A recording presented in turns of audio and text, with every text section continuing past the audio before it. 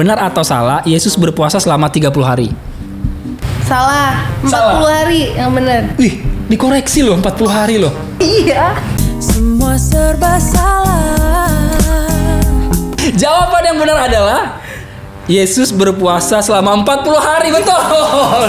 Ya, Yesus berpuasa 40 hari. Di masa dia berpuasa itu setan berusaha buat menggoda Tuhan Yesus. Tapi bagusnya Yesus adalah dia bisa melawan semua godaan itu. Benar atau salah, Yudas adalah murid Yesus yang berkhianat terhadapnya saat penangkapan Yesus. Benar. Boleh di-explain yang kamu tahu tentang itu? Yudas ini adalah satu dari 12 murid Yesus yang kemudian bersekongkol dengan kepala para imam dan kepala bait Allah untuk menangkap Yesus. Dibayar dengan 30 keping perak. Kalau dikonversi katanya sekitar 3,5 jutaan duit masa sekarang. Jadi sebenarnya sedikit gitu.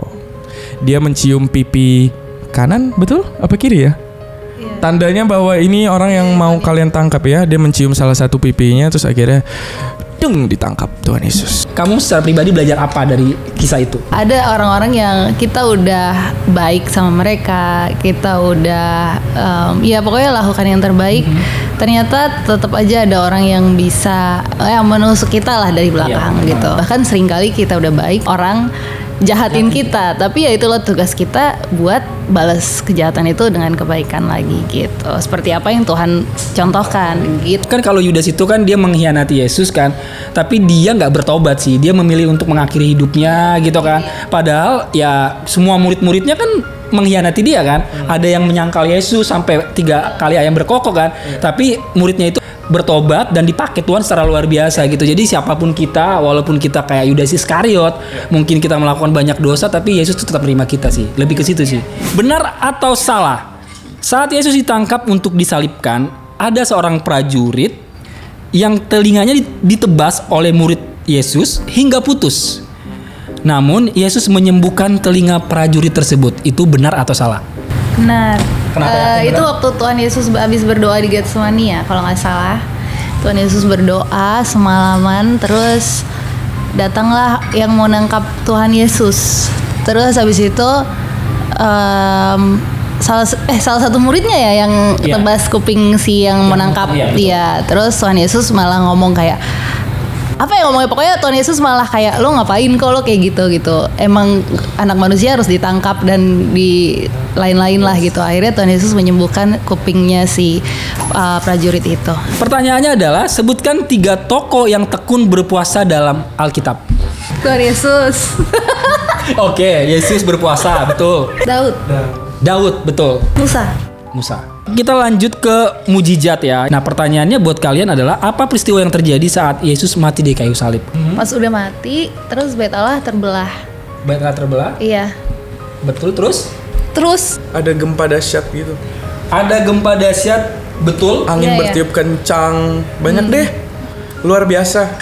Iya. Luar biasa ya. Cuman yang gue paling ingat ini yang Eloi Eloi lama sebaktani itu. Tuhan, mengapa kau meninggalkan aku? Menurut gue itu salah satu momen dalam Alkitab yang gue ngeliat Yesus ini fragile banget, menunjukkan kemanusiaannya gitu. Iya. Wow. Kayak kita relate kan, maksudnya kayak saat kita dikecewakan sama dunia ini, kita merasa Tuhan meninggalkan kita, padahal enggak gitu. Dan seorang Yesus tuh menunjukkan bahwa gila deh pokoknya. Gila Tuhan kita nih keren. Di momen itu dia lagi nanggung semua dosa banget ya, sampai kayak dia merasa, Tuhan kenapa kamu meninggalkan aku? Apa yang kamu lihat dan kamu pelajari dari kisah itu? Gue sering banget gue tahu teman-teman gue ini bercanda, tapi semacam menguji keimanan gue. Sering ditanya, kalau misalnya Tuhan lu menebus dosa lu dengan disalipin, berarti setiap lu bohong dia disalipin lagi dong gitu kan.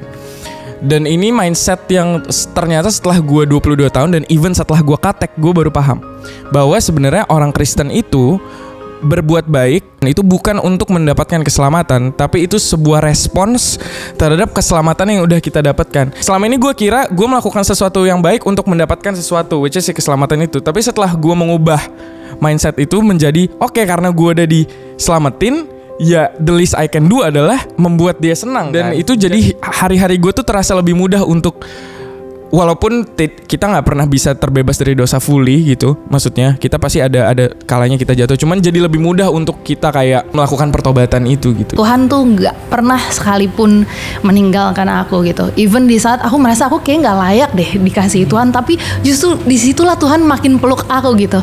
Jadi kayak kematian Tuhan Yesus berarti buat aku, berarti segalanya banget sih, kayak suatu hal yang paling penting di hidup aku ini, karena ya sia-sia kita hidup kalau Tuhan nggak mati dan bangkit gitu loh. Nah apa nih mujizat yang kayaknya ini kayaknya pekerjaan Yesus deh, bukan pekerjaan gua deh, bukan usaha gua deh. Jadi waktu aku babak showcase tuh, itu tuh aku bener-bener nggak tahu, kayak dimotivated banget, kayak ngapain ya gue di sini, gue kok jadi malas ya ikut ini gitu. Aku sempat ada momen dimana aku kayak bahkan aku kayak yang lain masih muda-muda nih, gue kayak paling tua nih, Apalagi sih yang kita cari gitu iya gitu. Terus kayak lo ngapain ya, bener-bener nggak ada motivasi. Kayak udah gitu di saat itu aku milih lagu God Bless the Child, yang mana itu lagu nggak ada orang yang tahu gitu kan. Tapi itu favorit gue dari performance Olive BTW. Nonton lagi di YouTube teman-teman. Terus habis itu aku bener-bener seminggu sebelum showcase pertama itu aku yang kayak, Tuhan kok gue nggak semangat ya, kok gue males ya di sini ya gitu. Sampai aku kayak bener-bener nggak tahu mau ngapain. Aku ingat aku pernah dengar satu pendeta wanita, dia pernah khotbah tentang visualize apa yang lo mau capai, tapi sesuai dengan kehendak Tuhan gitu ya.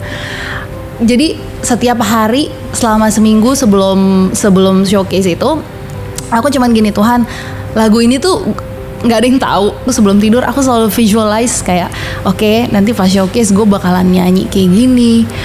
Bener-bener aku visualize setiap detiknya, sampai aku visualize nanti juri-juri bakalan standing ovation dan lain-lain, dan gue bakalan nyanyiin lagu ini keren banget, dan aku beriman bahwa itu akan terjadi.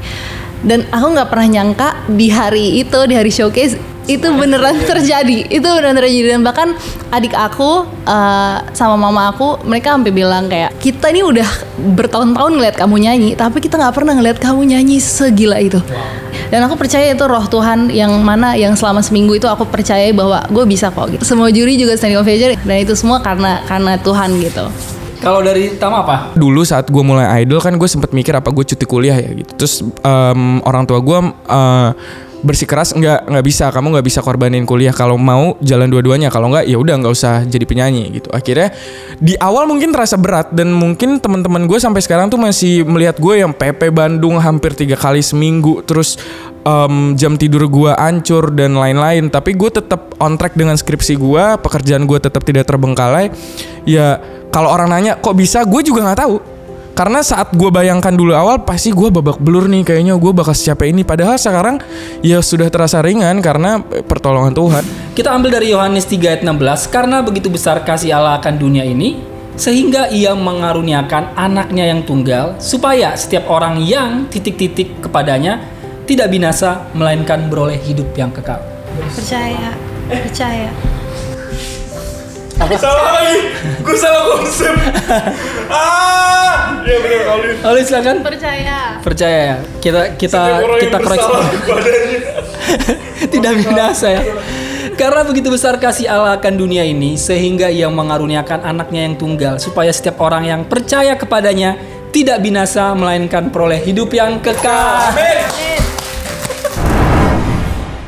Buat teman-teman yang mungkin lagi overthinking, lagi mikirin banyak hal yang bikin jadi down atau jadi sedih, daripada kalian pikirin sendiri dan bikin stres, lebih baik kalian hubungin nomor di bawah ini, karena ada sahabat 24 yang akan berdoa untuk kalian.